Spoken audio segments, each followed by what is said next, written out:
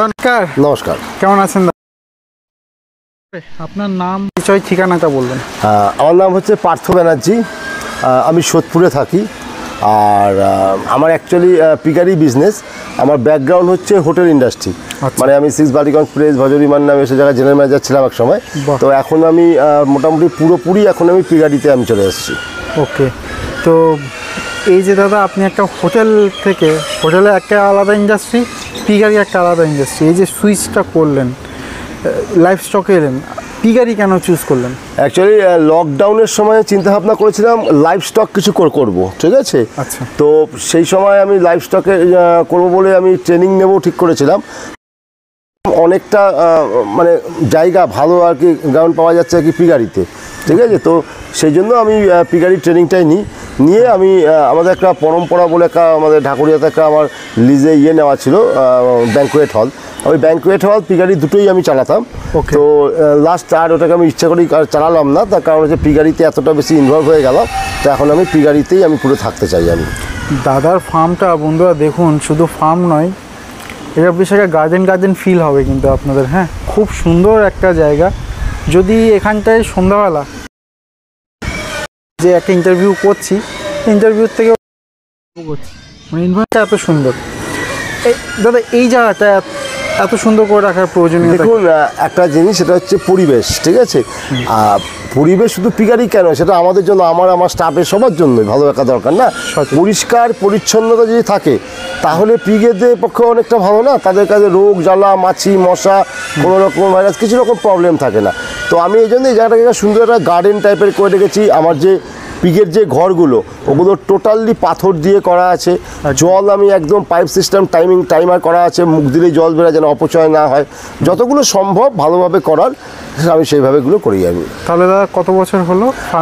আমার actually পিকারি start করেছি প্রায় নিয়ার অ্যাবাউট 3.5 বছর হলো। তার মধ্যে তো 1 বছর এটাকে রেডি করতেই লেগে গেছে। এটা একটা টোটাল বাঁশবাগান ছিল, এটাকে রেডি করতে আমার 1 বছর লেগেছে। 2.5 বছর ধরুন আমি করছি। কটা পিক দিয়ে আপনি শুরু করেছেন? আমি 60খানা পিক দিয়ে শুরু করেছি। 60 বাপরে, এত বড় স্টার্ট। হ্যাঁ, আমি বড় স্টার্ট করেছিলাম 60টা দিয়ে। 60টা কি আপনার মানে মা শুকরের জন্য করেছেন না ফ্যাটেনিং পারপাস? না, আমি ম্যাক্সিমামটাই ইয়ের জন্য, মানে ব্রিডিং এর জন্য করেছিলাম, ফ্যাটিং এর জন্য না। আমি তার মধ্যে 60টার মধ্যে আমার 40টাই ছিল মানে বড় শুয়োর, যারা হচ্ছে। তো আমি শুরু করেছিলাম 60টা। এখন ধরুন আমার 2.5 বছর হয়েছে। ধরুন আমি তার মধ্যে ঠিক সেইভাবে হিসাব করে দেবো, তাও 500, 400, 450, 570 আমার সেল হয়ে গেছে। হ্যাঁ, উপরন্ত এখন যা স্টক আছে।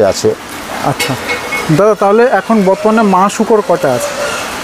মা শুকর বলতে যেগুলোকে আমি ডেলিভারির জন্য রাখি, আমাদের টোটাল সামনে যে হয়তো আমি দেখাবেন একটু পরেই, আমি দেখতে পাই পুরো একটা সেপারেট জায়গায় যেখানে বাচ্চা নিয়ে মায়েরা আছে। ওখানে আমরা কাউকে অ্যালাউ করি না, মানে ওখানে আমরা কেউ গেলে একদম প্রপারভাবে হাত পা ধুয়ে সেভাবে আমরা ঢুকি। তো মোটামুটি ওখানে 45 থেকে 50টা মানে 47টা মাসুর আছে, আর 3-4টে আমার আছে মেল আছে, ফিমেল আছে 47টা, 47। ওকে, তাহলে এই 47টা শুকর আমি কি হিসাবে সুবিধার জন্য 50টা ধরি? হ্যাঁ, 50টা একটু হিসাব করতে আমাদের সুবিধা। 50টা মা শুকর বছরে কতগুলো বাচ্চা দিচ্ছে? দেখুন, শুকর হচ্ছে একটা অ্যাভারেজ হিসাব হচ্ছে 2 বছরে 5 বার বাচ্চা দেয়। ওকে, ওরা ক্রস করাবার 112 থেকে 15 দিনের মধ্যে ডেলিভারি হবে। 112 থেকে 15 দিনের মধ্যে। তারপরে বাচ্চা আপনি যদি ভালো খাবার খাওয়ান তাহলে বাচ্চা 1 মাস থাকলেই বাচ্চাকে বার করে নেওয়া যায়। আর যদি কোনো যারা ভুল কিছু 19-20 হোটেল হোস্টেল বা এইসব খাওয়ায়, তাহলে 1.5 মাস 2 মাস রাখতাম। আমি 1 মাস রাখি। আমি বার করে নেওয়ার পরে 7 ডেজের মধ্যে আবার তারা হিটে চলে আসে। মিনিমাম একটা শুয়োরের মিনিমাম 9টা বাচ্চা, 8টা বাচ্চা থেকে 9টা বাচ্চা হয়। ম্যাক্সিমাম 14, 15, 17। আমার এখনই আপনি ভিতরে গেলে দেখতে পাবেন 14টা, 11টা সব ধরনের বাচ্চা আছে। ওকে, তাহলে দাদা আপনি বলছেন 9টা যদি আমরা গড় ধরি, 2 বছর বলছেন আপনি 8টা করে আমরা অ্যাভারেজ ধরি, চাপাটা 8টা ধরি আমরা। ওকে, আর 2 বছরে 5 বার বাচ্চা দেয়। ইয়েস। তাহলে 40টা বাচ্চা 2 বছরের? 40টা বাচ্চা দিচ্ছে। ওকে, একটা শুকর? একটা শুকর। তো একটা বাচ্চার দাম কত হবে? আপনি যদি মায়ের কাছ থেকে বার করেন 1 মাস পরে বিক্রি করেন 4000, এবার সে যত যত বড় হবে 5000 6000, যেমন যেমন বড় হবে ওয়েট তেমন তেমন দাম বাড়বে। ওকে, তাহলে ও 2 বছরে 1,60,000 টাকার বাচ্চা যদি চার যে বেশ 1,60,000 টাকা বাচ্চা দেখছি। 2 বছরে খাই কয় টাকার মা? একটা শুকর অ্যাভারেজ একটা মা শুকরকে আমাদের যে খাবার খাওয়াই আমরা 33 টাকা হিসাবে খাওয়াই আমরা দৈনিক। 33 টাকা মোটামুটি। আমার যা আমার টোটাল খাবারটা পশুপতি থেকে আসে, পশুপতি থেকে আসে।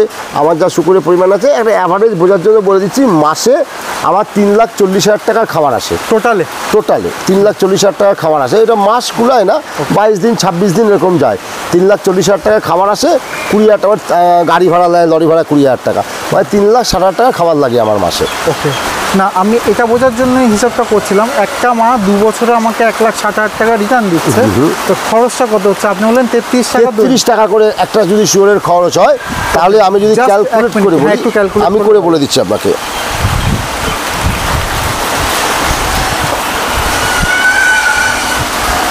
একটা শুয়োর 33 টাকা করে খাচ্ছে, ইন্টু 365, 672, ঠিক আছে? 672, 22,176 টাকা। মাত্র এত টাকা খায় আর রিটার্ন দেয় 1,60,000। দারুণ ব্যাপার। এইরকম হাই আমরা যদি শুয়োরের ব্যবসাতে এসেছি, তো এটাকে যদি মেনটেন করা যায় তাহলে গুড বিজনেস। আচ্ছা,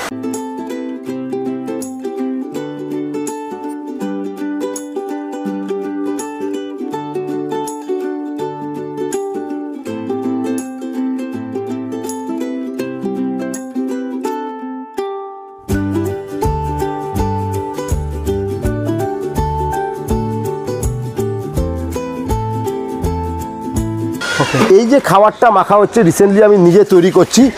তারপরে হচ্ছে ধানের ভুসি আছে, গমের ভুসি আছে, 3 রকমের ডালের ইয়ে আছে, খোল আছে, 3 রকমের ডাল। তারপরে হচ্ছে আপনার মিনারেল মিক্সচার আছে, বাদাম খোল আছে, সর্ষের খোল আছে, হ্যাঁ। তারপরে হচ্ছে রাইস পালিশ আছে, হ্যাঁ। মানে এভরিথিং 11 রকম জিনিস দিয়ে এইটাকে আমি তৈরি করছি। এখন একটা খাবার আপনার আচ্ছা, এটা কি রেখে দেবেন? না, সব খাওয়ানো হবে। আজকে অ্যাকচুয়ালি গরমের জন্য 2জন স্টাফ কম এসছে, একজন করছে বলে 3জন বেসিক্যালি স্টাফ আছে। 2জন সবসময় থাকে, একজন আসে যায়।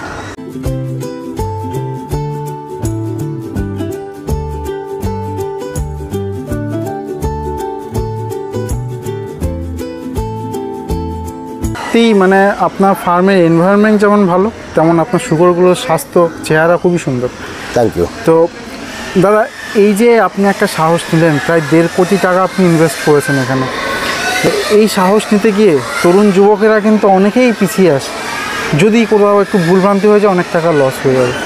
একজন নতুন যুবক যে এই লাইনে আসতে চায়, তার জন্য আপনার কি পরামর্শ থাকে? শুকরের ফার্ম, দেখুন শুকরের ফার্ম না ভালো, মানে অনেকে আমার কাছে শুকরের ফার্ম দাদা পারলাম না, উঠে গেল, এটা শুকরের দোষ না, ম্যানেজমেন্টের দোষ, ঠিক আছে? এবার আপনাকে বুঝতে হবে আপনার কতটা ক্ষমতা। আপনার 5টার ক্ষমতা হলে 5টা দিয়ে শুরু করুন, 50টার ক্ষমতা হলে 50টা দিয়ে। কিন্তু মনে রাখতে হবে, শুকরের সুন্দর ফার্ম বানাতে গিয়ে আমি খাবারের টাকা রাখলাম না, কারণ খাবারের একটা হিউজ, আপনাকে একটু আগেও বলেছি আমি, 3.5 লাখ টাকা খাবারে 1 মাসে খরচা হয় শুকরের। তা খাবারের একটা হিউজ খরচা, হ্যাঁ। এবার সেই ক্ষেত্রে যখন মানুষ ওই জায়গাটায় হাবুডুবু খায়, তখন তারা কী করে, বাচ্চা টাচ্চা হুটহাট করে বেঁচে দেয়। তাহলে তার যে বিজনেস প্রোগ্রেস ব্যাপারটা সেই জায়গায় তো আটকে যাচ্ছে, গ্রোথটাই তো আটকে যাচ্ছে বিজনেসে।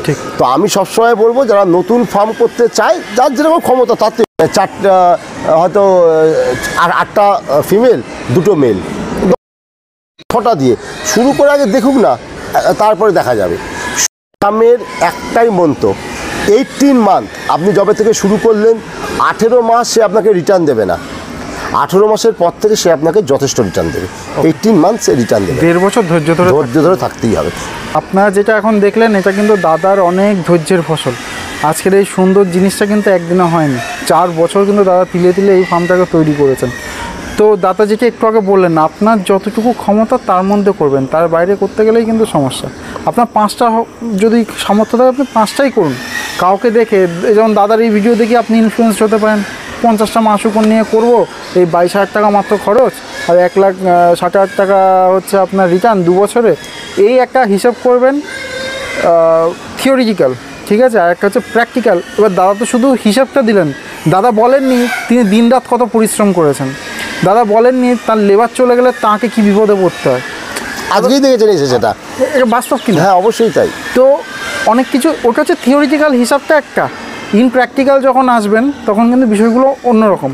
আর সবাইকেই বলবো অবশ্যই একটা, যেমন দাদাও বলেছেন উনিও কিন্তু ট্রেনিং নিয়ে শুরু করেছেন যে কোনো জায়গা। আমি যেমন সবসময় বলি West Bengal agro and livestock training institute থেকে করেন, কারণ তাদেরকে আমি চিনি জানি, ওখানে আমার পরিচিত 2-1 বন্ধুবান্ধব আছে, আমার একটা ভরসা আছে বলে বলি। কিন্তু যদি আপনার বাড়ির কাছাকাছি কোথাও মানে সরকারি সংস্থা থেকে ট্রেনিং হয় একদম বিনামূল্যে, ওখানে করুন। প্রাইভেটে হয় আপনি চেনেন, আপনার ভরসা আছে, ওখান থেকে করুন। আদারওয়াইজ আমি যেটা বলি সবসময় সেটা তো বলবোই, আপনার West Bengal agro and livestock training institute থেকে করতে পারেন।